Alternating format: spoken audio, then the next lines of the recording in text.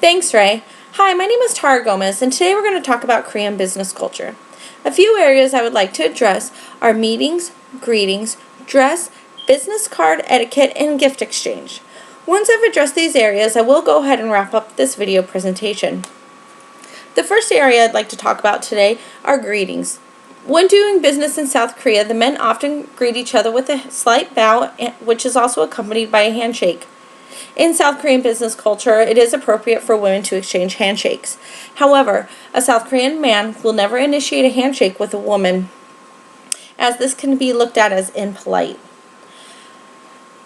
Also, you may want to make sure that you are addressing people by their title or by their title within their family. First names are commonly used in South Korea once a relationship has been established. You also want to make sure that you wait for your Korean counterpart to initiate this exchange. Next, let's address meetings. South Koreans like punctuality, so you want to make sure that you're scheduling appointments and meeting those appointments in a timely manner. Also, you want to make sure that these appointments are scheduled well enough in advance. The most convenient times to do business in South Korea are between 10 a.m. and noon, and 2 p.m. and 4 p.m. Just make sure that when you're scheduling meetings, you're doing so during the appropriate hours. Also, there are certain times of the year that we would like to avoid. One is the Lunar New Year, which is typically January, February timeframe, and also the Moon Festival, which is in September and October. Also, once you have that meeting set and you arrive in a timely fashion, you want to make sure that when you enter it, the senior member of your delegation should enter first and make sure that they're sitting in the middle of the table.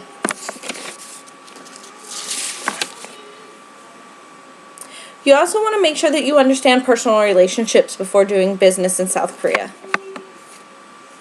Generally, a first meeting is a get-to-know affair. They want to establish a personal relationship before the business relationship can be agreed upon. Also, I'd like to address business card etiquette. Prior to doing business in South Korea, you want to make sure that you bring a sufficient supply of business cards with you to South Korea. You also want to make sure that you follow the proper procedures on giving business cards and receiving business cards. Anytime you give a business card in South Korea, you want to make sure you do so with both hands. Also, anytime you receive a business card in South Korea, make sure you're accepting it with both hands as well. Once you receive the business card, also make sure that you look at it. You want to make sure that you look at the business card and that you make a comment on it right away before sticking it in your pocket. If you just accept the card and put it in your pocket, this can be seen as rude. Now, when giving out a business card, you want to make sure there's a couple of things you want to follow. You want to make sure that one side is in Korean. You also want to make sure that on that business card, you're listing your title and any credentials that you have. Also, next we're going to deal with appearance. Appearance is very important in South Korean culture, as with any Asian country. It is important that at all times, whether it's formal and informal, that you look your smartest. It is for the Korean men, the dark suit, shirt, tie are still a very normal attire for them to wear. Women often wear business suits and dresses. In the winter, make sure you're dressing appropriately. Make sure you have coats, scarves, gloves, hats. Also, accessories, good quality accessories are very high value in South Korea.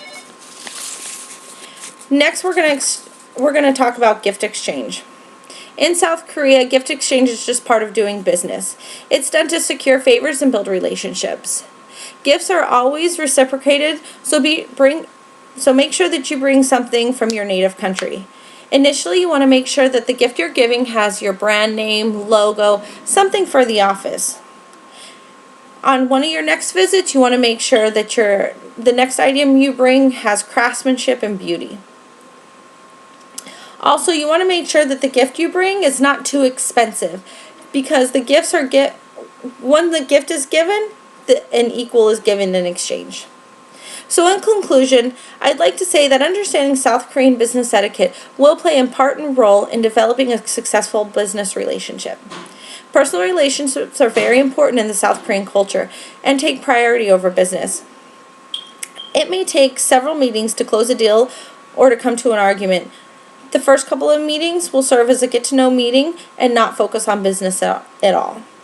Cross-cultural awareness in areas such as meeting etiquette and business protocols are ways of enhancing the business trip and maximizing the potential by minimizing understandings and promoting clear lines of communication.